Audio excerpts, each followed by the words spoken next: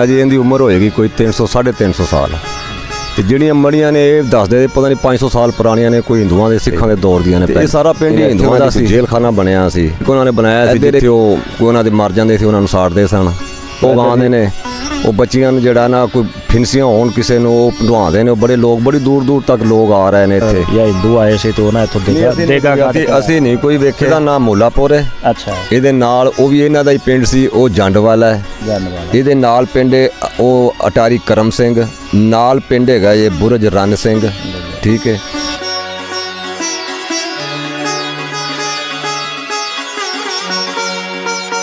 अस्सलाम वालेकुम जी, power TV के साथ मैं हूं मकसूद कैफी। ज़िला कसूर की तहसील चूनिया के गांव मुलापुर में मैं मौजूद हूं। यहां पर समाधि यानी कि जिसे आम लफ्ज़ों में मड़ी कहा जाता है, ये दरियाफ्त हुई है। ये 3 थी, अभी 2 मौजूद हैं जूं की तूं, और एक कुछ दिन पहले गिर चुकी है।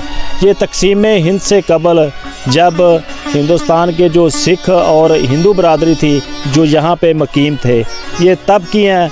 एक और यहाँ पर अहम चीज़, एक दरख्त है जो सिर्फ इसी गांव मुलापुर के अंदर ही मौजूद है। इसके अलावा पूरे पाकिस्तान में वो दरख्त मौजूद नहीं, और ना ही वो दरख्त आगे चलता है, ना ही उसको पमेंद किया जा सकता है। ये सिर्फ मुलापुर के जो रहायशी हैं इनको हासिल है कि वो दरख्त सिर्फ मुलापुर यानी कि तहसील चूनिया पाकिस्तान के अंदर ही मौजूद है।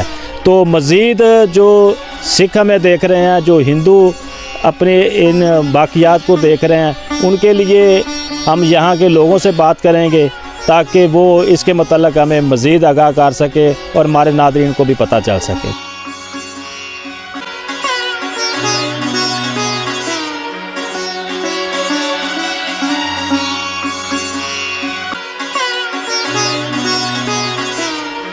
अस्सलाम वालेकुम जी। जी वालेकुम सलाम। अच्छा, की नाम तुहाडा जी? मेरा नाम इसहाक नंबरदार है। साग नंबरदार साहब, असी मुलापुर आए हैं तुहाडे। ਇਹ ਜਿਹੜੀਆਂ ਮੜੀਆਂ ਨੇ ਸੰਬੰਧਾਂ ਵਿੱਚ ਜਿਨ੍ਹਾਂ ਨੂੰ ਪੰਜਾਬੀ 'ਚ ਕਿਹਾ ਜਾਂਦਾ ਹੈ, ਇਹ 1947 ਤੋਂ ਪਹਿਲੇ ਦੀਆਂ ਇਹ ਚੀਜ਼ਾਂ ਇੱਥੇ ਮੌਜੂਦ ਨੇ। ਇਹਨਾਂ ਦੀ ਤਾਰੀਖ ਬਾਰੇ ਸਾਨੂੰ ਦੱਸੋ, ਅਸੀਂ ਆਪਦੇ ਨਾਜ਼ਰੀਨ ਨੂੰ ਵਿਖਾਉਣਾ ਚਾਹੁੰਦੇ ਹਾਂ ਕਿ ਇਹਨਾਂ ਦੀ ਤਾਰੀਖ ਕੀ ਹੈ। ਇਹਨਾਂ ਦੀ ਤਾਰੀਖ ਬਾਰੇ ਹੈਗਾ ਕਿ ਜਿਹੜਾ ਨਾ ਸਾਡੇ ਬਜ਼ੁਰਗ ਦੱਸਦੇ ਹੁੰਦੇ ਸਨ, ਇਹ ਤਕਰੀਬਨ ਇਹ ਜਿਹੜਾ ਦਰਖਤ ਹੈ ਨਾ ਜੀ, ਇਹਦੀ ਉਮਰ ਹੋਏਗੀ ਕੋਈ 300 350 ਸਾਲ। ਤੇ ਜਿਹੜੀਆਂ ਮੜੀਆਂ ਨੇ ਇਹ ਦੱਸਦੇ ਪਤਾ ਨਹੀਂ 500 ਸਾਲ ਪੁਰਾਣੀਆਂ ਨੇ, ਕੋਈ ਹਿੰਦੂਆਂ ਦੇ ਸਿੱਖਾਂ ਦੇ ਦੌਰ ਦੀਆਂ ਨੇ ਪਹਿਲੇ।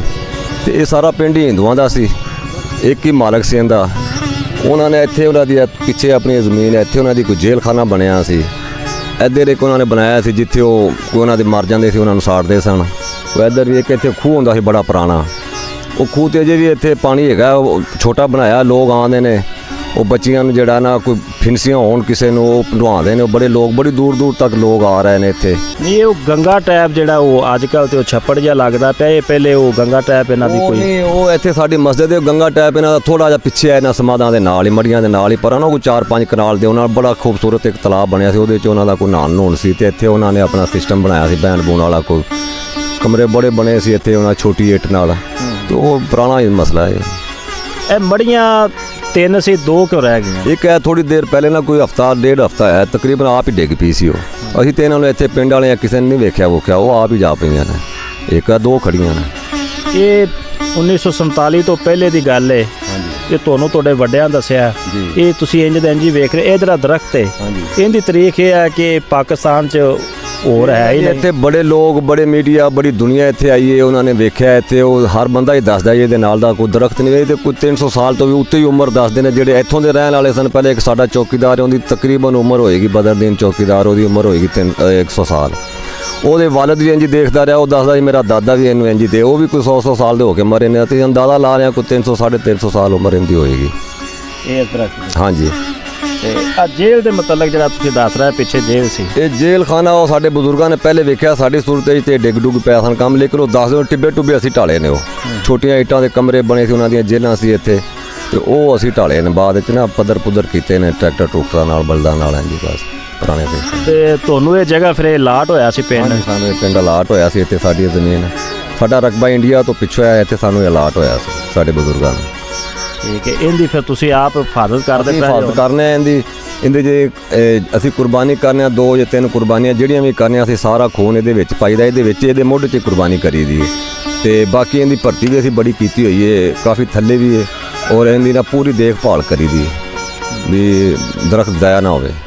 ਤੇ ਮੜੀਆਂ ਨੂੰ ਕਿਉਂ ਨਹੀਂ ਸੰਭਾਲਿਆ ਗਿਆ? ਇਹ ਆਪਣਾ ਬੜੀਆਂ ਨੂੰ ਇਸ ਵਾਸਤੇ ਕਹਿੰਦੇ ਸੀ ਨੇ ਹਿੰਦੂ ਨੇ ਇਹਨਾਂ ਦੀਆਂ ਪੂਜਾ ਕਰਦੇ ਸਨ ਉਹ, ਤੇ ਉਹ ਇਸ ਵਾਸਤੇ ਸਾਰੇ ਮੁਸਲਮਾਨ ਬੈਠੇ ਨੇ ਇੱਥੇ, ਇਹਨੂੰ ਨਹੀਂ ਸੀ ਅੱਛਾ ਸਮਝਦੇ ਉਹਨਾਂ ਨੂੰ ਸੰਭਾਲਣਾ। ਉਹ ਇਸ ਵਾਸਤੇ ਅਸੀਂ ਨੇ ਇਹਨਾਂ ਨੂੰ ਸੰਭਾਲਿਆ। ਨਾਲ ਹੀ ਸਾਡੀ ਮਸਜਿਦ ਹੈਗੀ, ਅਸੀਂ ਆਪਣੀ ਮਸਜਿਦ ਦਾ ਕਰੀਦਾ।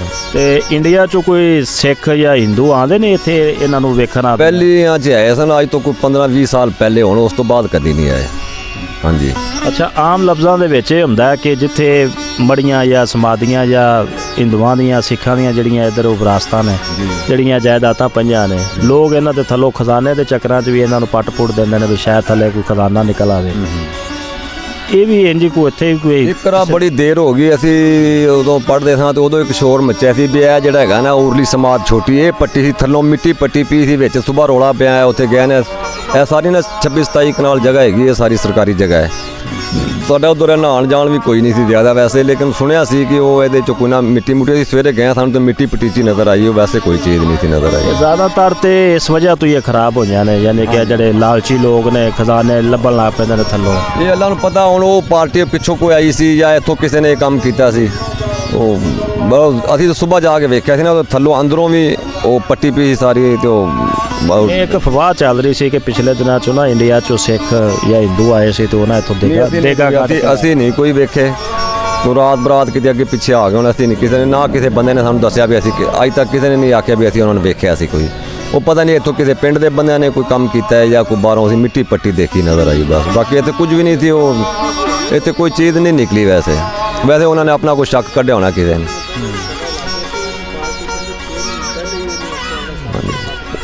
ਬਿਲਕੁਲ ਸਹੀ ਹੈ ਜੀ। ਜਿਸ ਤਰ੍ਹਾਂ ਕਿ ਤੁਸੀਂ ਇਹ ਆਪਣਾ ਗੱਲ ਸੁਣੀ ਕਿ ਮੜੀਆਂ ਸਮਾਧੀਆਂ ਦੀ ਉਮਰ ਤਕਰੀਬਨ 500 ਸਾਲ ਹੈ, ਇਹ ਦਰਖਤ 350 ਸਾਲ ਤੋਂ ਪੁਰਾਣਾ ਹੈ।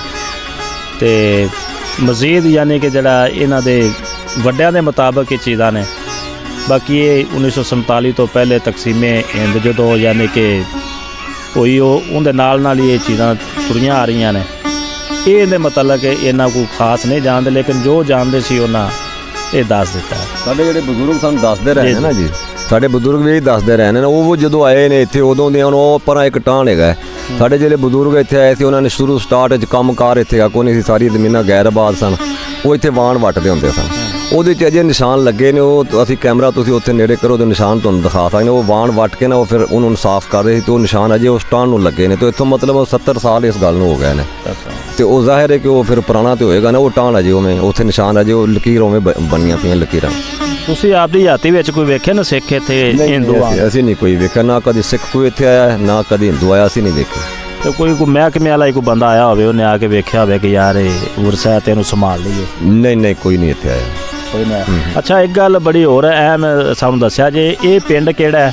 ਇਹਦੇ ਨਾਲ ਦੇ ਜਿਹੜੇ 22 ਪਿੰਡ ਨੇ ਆਸੇ ਪਾਸੇ ਵਾਲੇ, ਤਾਂ ਕਿ ਜਿਹੜੇ ਸਿੱਖ ਜਾਂ ਹਿੰਦੂ ਸਾਡੀ ਵੀਡੀਓ ਵੇਖ ਰਹੇ ਨੇ ਉਹਨਾਂ ਨੂੰ ਪਤਾ ਲੱਗ ਜਾਏ ਕਿ ਜਨਾਬ ਇਹ ਸਾਡੀ ਗੱਲ ਹੋ ਰਹੀ ਹੈ ਤੇ ਕਿਹੜੇ ਪਿੰਡ ਹੋ ਰਹੀ ਹੈ। ਇਹ ਪਿੰਡ ਦਾ ਨਾਮ ਮੋਲਾਪੁਰ ਹੈ। ਅੱਛਾ। ਇਹਦੇ ਨਾਲ ਉਹ ਵੀ ਇਹਨਾਂ ਦਾ ਹੀ ਪਿੰਡ ਸੀ, ਉਹ ਜੰਡਵਾਲਾ ਹੈ। ਇਹਦੇ ਨਾਲ ਪਿੰਡ ਉਹ ਅਟਾਰੀ ਕਰਮ ਸਿੰਘ, ਨਾਲ ਪਿੰਡ ਹੈਗਾ ਇਹ ਬੁਰਜ ਰਣ ਸਿੰਘ, ਠੀਕ ਹੈ। ਔਰ ਗੰਬ ਹੈਗਾ ਜੇ ਪਿੰਡ ਇੱਥੇ ਨਾਲ, ਇਹ ਸੋਡੀਵਾਲ ਖਾਰਾ ਪਿੰਡ ਹੈਗਾ, ਇਹ ਵੀ ਇਹਨਾਂ ਦੇ ਸਨ ਪੁਰਾਣੇ ਪਿੰਡ ਨੇ। ਸਾਰੇ ਚਾਰ ਚਫੇਰੇ ਚੂਨੀਆਂ ਤੋਂ ਤਕਰੀਬਨ ਪੈ ਜਾਂਦੇ ਨੇ ਕੋਈ 10-12 ਕਿਲੋਮੀਟਰ। ਹਾਂਜੀ, ਜ਼ਿਲ੍ਹਾ ਕਸੂਰ ਦੇ ਵਿੱਚ ਨੇ। ਉਹ ਜੀ ਇਹ ਕਸੂਰ ਤਹਿਸੀਲ ਚੂਨੀਆਂ ਦੇ ਵਿੱਚ ਪਿੰਡ ਹੈ ਮੁਲਾਪੁਰ। ਇਹ ਮੁਲਾਪੁਰ ਸਮਾਧੀਆਂ ਅਗਰ ਸਾਡੇ ਕੋਈ ਸਿੱਖ ਭਰਾ ਹਿੰਦੂ ਵੇਖ ਰਹੇ ਨੇ ਤੇ ਇਹ ਉਹਨਾਂ ਦਾ ਜਨਾਬ ਹੀ ਗੁਰਸਾ ਹੈ ਜਿਹੜਾ ਕਿ ਇਧਰ ਹਾਲੇ ਤੱਕ ਸੰਭਾਲ ਕੇ ਯਾਨੀ ਕਿ ਮੁਸਲਮਾਨਾਂ ਨੇ ਰੱਖਿਆ ਹੋਇਆ ਹੈ। ਤੇ ਅਕਸਰ ਉਹ ਰਾਤ ਬਰਾਤੇ ਆਉਂਦੇ ਵੀ ਨੇ। ਤੇ ਅਫਵਾਹ ਤੇ ਹੈ ਕਿ ਉਹ ਆਪਦੀਆਂ ਦੇਗਾ ਦੂੰਗਾ ਲੈਣ ਆਉਂਦੇ ਨੇ ਜਿਹੜਾ ਉਹਨਾਂ ਇੱਥੇ ਚੀਜ਼, ਲੇਕਿਨ ਵੱਲਾ ਆਲਮ। ਇਸ ਦੇ ਨਾਲ ਹੀ ਪਾਵਰ TV ਦੇ ਨਾਲ ਮੈਨੂੰ ਮਕਸੂਦ ਕੈਫੀ ਨੂੰ ਦੇ ਇਜਾਜ਼ਤ। ਅੱਲਾ ਨਿਗਹਬਾਨ।